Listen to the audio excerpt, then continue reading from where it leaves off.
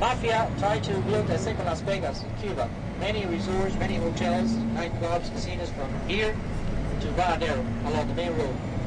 Based upon drinking, gambling, prostitution, but they were not successful. They couldn't go on. Castro took over and gambling was no longer allowed in our country. Some of the mafia families tried to negotiate with Castro, but they had to leave the country. I've been wanting to visit Havana for ages. It doesn't take long to see that it is beautiful, ruined, the sexiest place on this earth. Now that's all rather good, but I've come to find out about an organic revolution that's taking place right across the country that could be a model for the climate-changed post-oil world. Around a fifth of Cuba's population live in Havana. It's a city that's undoubtedly seductive and exhilarating, but suffering from decades of neglect. It's a very beautiful city because many people try to execute Castro and Che Guevara, some of the main rebel officers. Castro himself suffered from 600 times attempts of assassination, different ways. He was given a suit, a diving suit, because he is fond of scuba diving. He was given as a gift a diving suit that was poisoned inside. And they tried to poison his coffee in Havana Libre Hotel. But the people that were supposed to carry on, they hesitated, so they gave themselves away. There was a cameraman with a big camera with a lot of weapons inside, but he didn't have courage at the end to do the whole thing. He was given also a big cigar, the poison was inside, a gift, a pencil, a pen with the poison inside. So Mafia, CIA, and Cuban exiles, they joined efforts, they tried to execute Castro many times. an unlikely place for a garden, but actually it's both incredibly interesting and also very typical of what's going on here in Cuba. After the Russians withdrew their economic support at the end of the 80s and the collapse of the Soviet Empire, Cuba was found in a situation where they had no food. They absolutely had to start growing food without oil, without fertilizers, pesticides. And so all across the city, with a communal effort, they turned bits of wasteland into highly productive areas for food and medicine. They had no medicines. So what you have now is not just a population growing its own food in the middle of a city, but actually one of the most sophisticated, sustainable means of organic growing, of gardening, medicine, on every level in the world. So Cuban people are survivors because back in the 90s, the situation in our country was really tough. Not enough fuel, most of the factories were closed, we didn't get anything from outside, so people developed surviving skills in our country. Let's say, like raising pigs in your own bathtub. It was a common practice in our country. So to have food guarantee, also people were growing vegetables in their own backyard.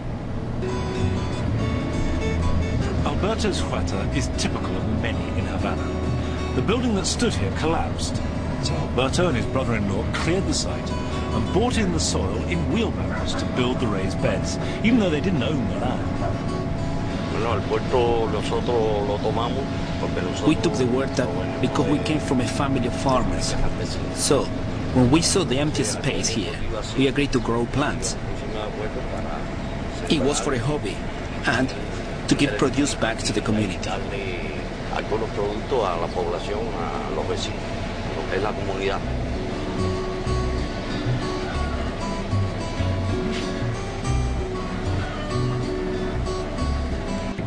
thing is, it's hard to travel in Cuba because there's not enough transportation means in our country. For us, drivers, tour guides, we have a lot of connections. We know drivers, so we travel. During my summer time, during my holidays, I go to the east. I like very much Santiago de Cuba. Santiago de Cuba is right in the east.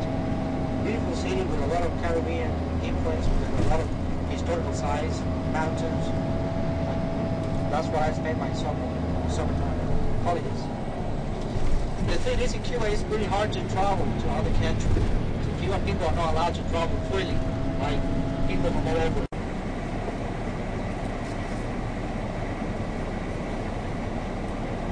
One CFC, 15 cents. One CFC. It's really expensive price. $1.15. A liter. On the right, that's the Russian embassy. The big building, it looks like a bowl of vodka, upside down. That's the Russian embassy. Please use your imagination. For me, it's like a bowl of vodka. Only use your imagination.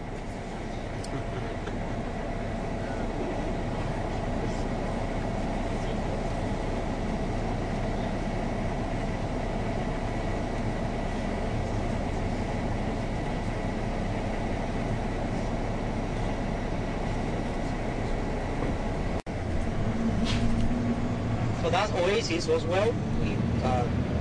This is a Caribbean sister brother. Turquesa sister brother in Havana. Turquesa is Oasis. This is a Caribbean. This is a brother hotel in Havana.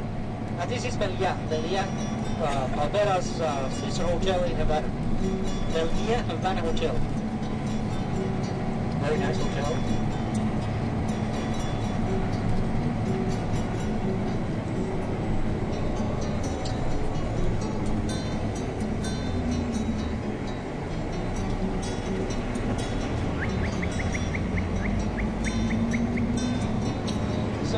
Some hotels in Varadero, DCs, they are sometimes overbooked, sold out. So the customers, visitors of Caribbean, they come here one night when they have Havana. They are given a tour for free to Havana. They spend one night in the Havana hotel. Just overnight trip for free. They come back to visit the Caribbean. They go to Maria or they go to Panorama.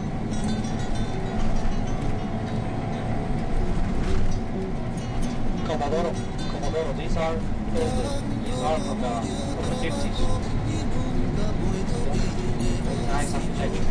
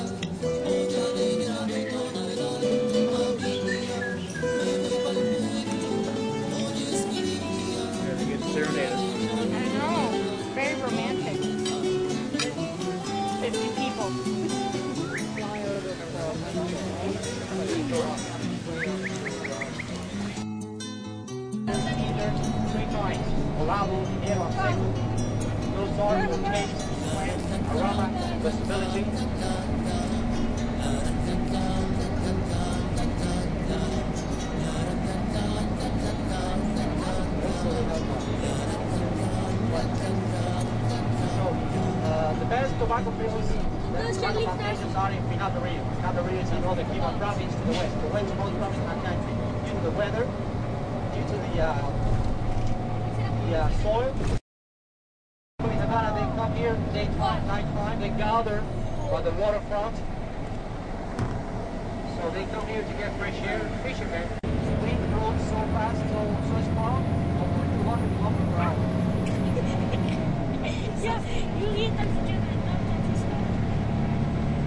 There's a hotel over there, two hotels. Riviera was built in the 50s, owned by the Mafia. And El Cohiba, the big one, is brand new, was built in the 90s by a company from Spain. El Cohiba very big hotel from showroom. This one Riviera goes back to the 50s. Ik ga zo aan mijn tand vullen. Weet je wat die doet zo, hè? Heb je gezien? Ik zit zo aan mijn tand te vullen. En die slaagt uit volle vuist. So there's a commercial center, shopping mall over there, Galerías de Paseo, to the left. That's the big shopping mall. This is the Ria Cohiba. That's one of the biggest companies in Spain. Mira, Chano Ponzo, Roncona Mulense y Andrea Baró, Saldiguera, Virulilla, de la rumba los mejores, y los que no he mencionado le canto con mil honores.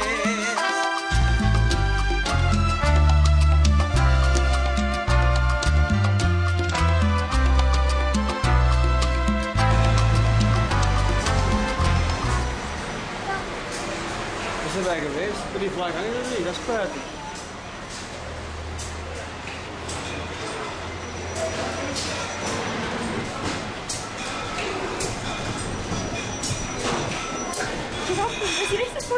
Dat is echt fabriek, gewoon bam, van straalt bom in de fabriek. Ongelooflijk.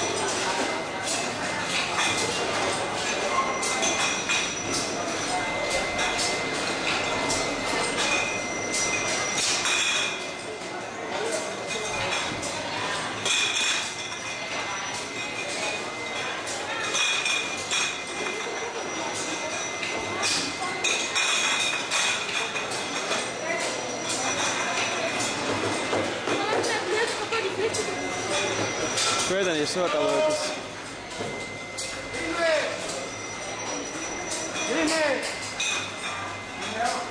Hier is, dat is het product. Dat is van die lucht waarschijnlijk. Van die eiken rums, rums.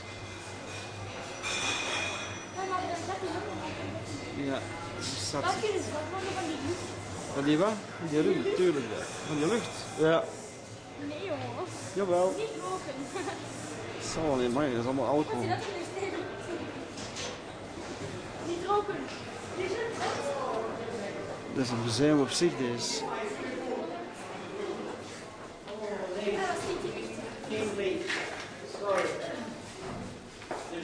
Oh, my swimming pool!